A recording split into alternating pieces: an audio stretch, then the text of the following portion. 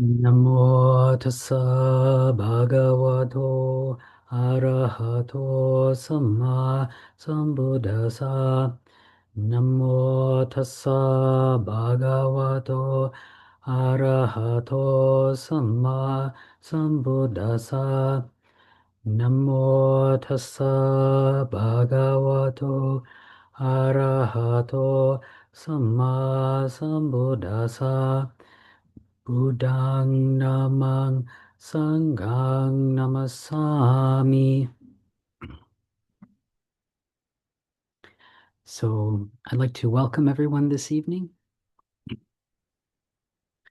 Um, so this morning we were at the in-person thing this morning. We were having a discussion about Dhamma and what is Dhamma. And so in in the suttas, the word Dhamma has kind of a quite a wide range of uses.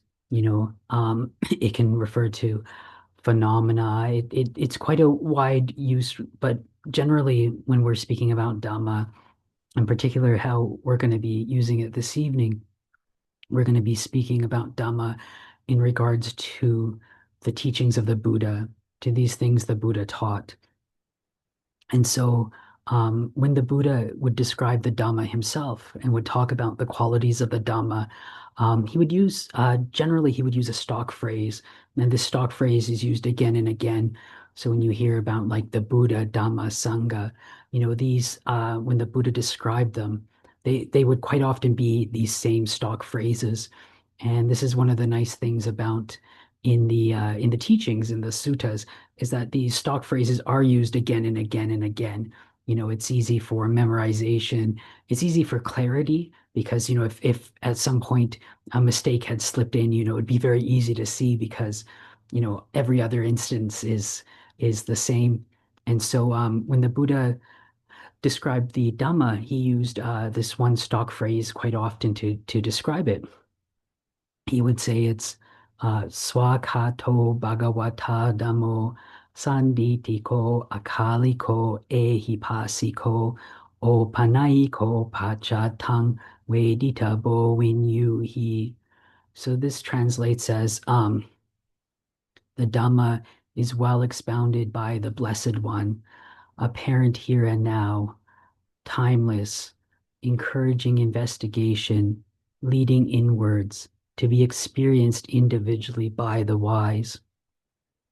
So a lot of times, when we're, say, reading the suttas or when we're doing a chant, so like that we, as monks or in the monastery, we chant that, quite often, a few times a day in the different chants we do. And a lot of times, we can just go right over these, just chant it or just read it and not really think about it, not really think deeply about it. Just think, okay, they're just describing it a bit. But it's really interesting because in the commentarial tradition, the commentaries were written hundreds of years after the time of the Buddha, and they're absolutely extensive. And they go through and explain like what each word means. And so when the Buddha is talking about something like this, even though it's just a stock phrase, all these words actually have quite a meaning to them and quite a depth to them, and really describe these different aspects of the Dhamma. So a lot of times, when we talk about that particular verse, we call it like the recollection of the Dhamma, because these are actually themes we can actively reflect on and bring to mind. So the first one, um, Swakato Bhagavata Dhammo. The Dhamma is well expounded by the Blessed One. So again, these are words straight from the Buddha. Blessed One is one of the terms that the Buddha would be referred to. So throughout the time of the Buddha, there's actually a whole bunch of different things they call him. Like, Buddha, he'd usually call himself the Tathagata, so there's all these different ways that the Buddha was referred to. And but it said the Dhamma, so these teachings here, they're well expounded by the Blessed One. So this isn't just the Buddha trying to like flex or like brag or anything, like, oh yeah, I've explained these better than other people can explain stuff. It's not like that. He's very much saying that these teachings are really explained in depth, very analytical. And so, in some spiritual traditions, the teachings can be purposely vague.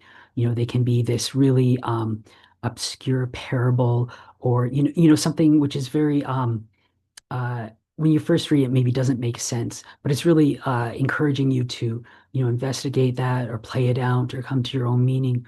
When the Buddha really explained the Dhamma, he made it very clear. He made it very systematic. I mean, there's as you look when you read the suttas or listen to talks, there's so many lists and there's so many step by step. So the Buddha really explained it, and there's no aspect of the Dhamma that the Buddha only, referred to just once in an obscure thing, or at least no important aspect.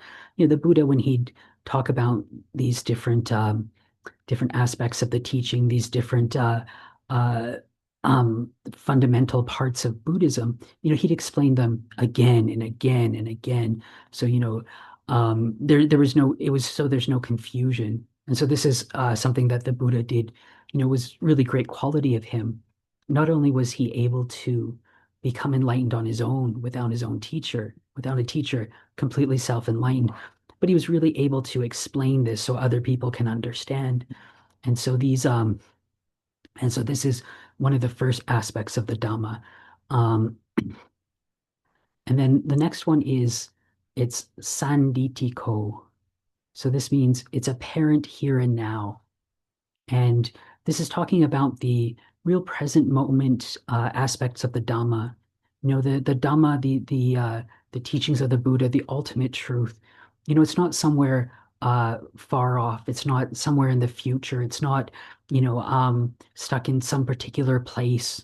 We don't have to go to India to the Bodhi tree where the Buddha was enlightened to be able to understand Dhamma or to get a certain connection to Dhamma.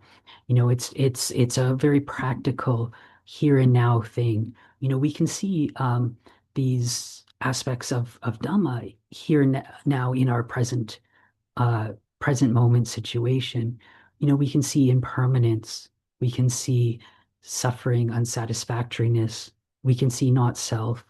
You know, we can see the Four Noble Truths. We can see all these aspects of Dhamma right here and now. And so this is the second part, the Sanditiko.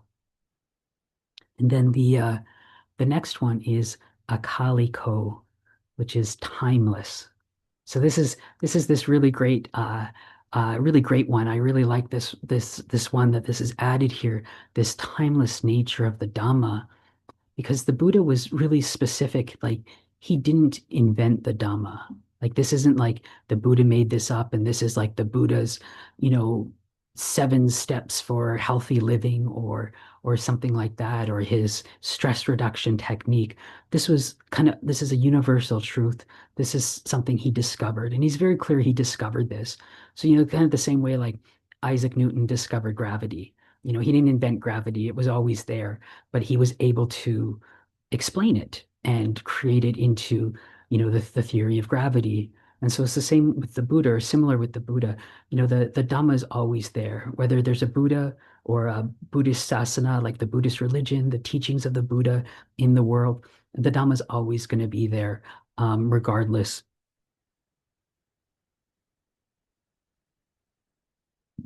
And so that's also really good to remember for us in our practice, that these teachings are timeless. What you can attain is timeless. Sometimes you'll get certain traditions even within Buddhism who will teach that you can't become enlightened anymore.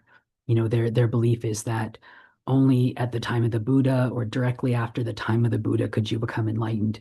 And it's just not something that's open to us anymore. So, maybe make some merit so that in a future life we can be in a situation where we become enlightened. And that's just simply not in line with the teachings of the Buddha. The Buddha said this is timeless. This ability to become enlightened is just as open to us and is just as much a possibility to us as it was to people in the time of the Buddha. So, so it is this timeless truth which is always going to be there. Um,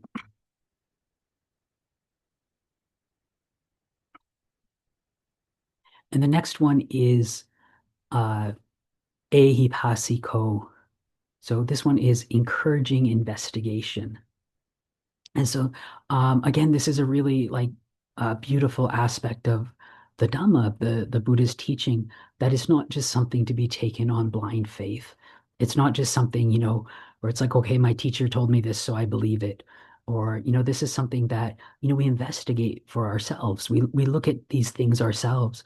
So, when like say in the First Noble Truth, when the Buddha spoke about dukkha, about suffering, unsatisfactoriness, he said that dukkha is to be known.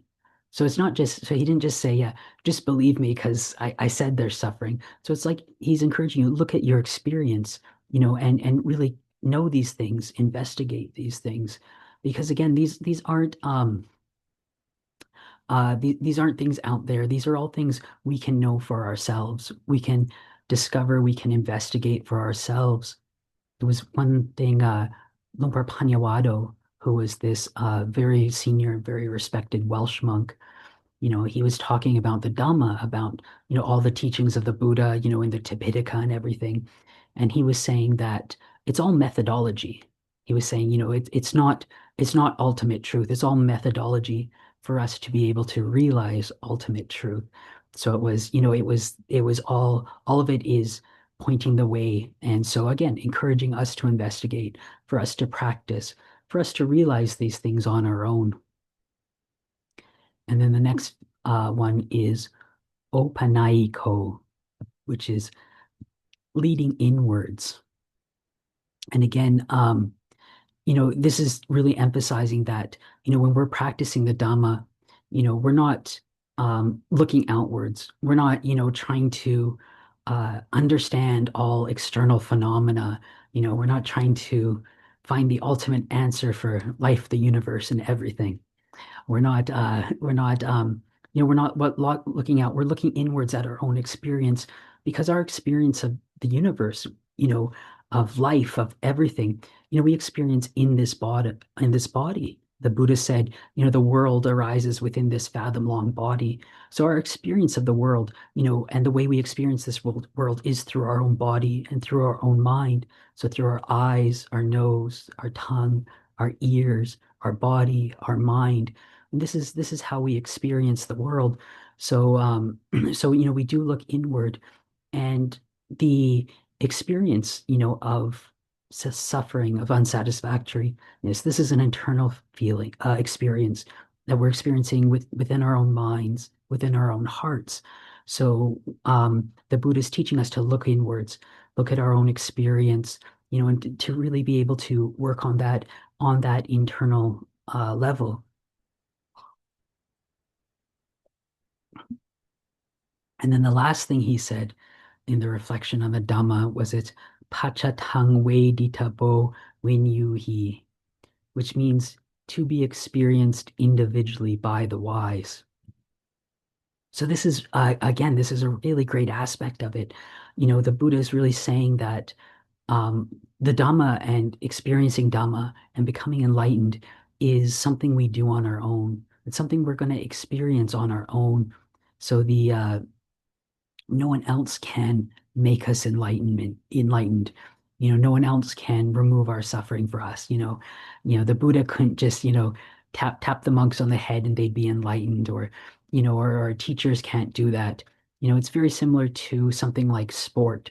Say you want to become like a really good runner, like an Olympic runner.